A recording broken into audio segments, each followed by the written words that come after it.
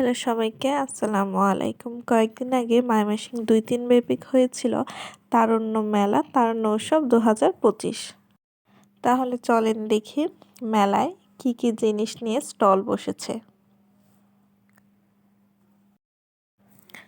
প্রথমে ঢুকতেই গেটের পাশে একটা স্টল চোখে পড়ে, যেখানে অনেক সুন্দর সুন্দর চুড়ি নিয়ে বসেছে, হাতের তৈরি চুড়ি, শামুক দিয়ে বানানো চুড়ি। তারপরে ছিল কতগুলা ক্যান্ডেল, দেখতে এত ভালো লাগছিল বলার মতো না।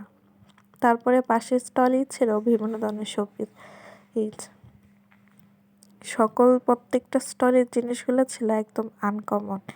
এই মেলাটা হয়েছিল ময়মনসিংহ জয়নুল আবেদীন পার্কে। যারা ময়মনসিংহ থাকেন অবশ্যই হয়তো এই মেলায় গিয়েছেন। তারপরে ছিল কেকের দোকান।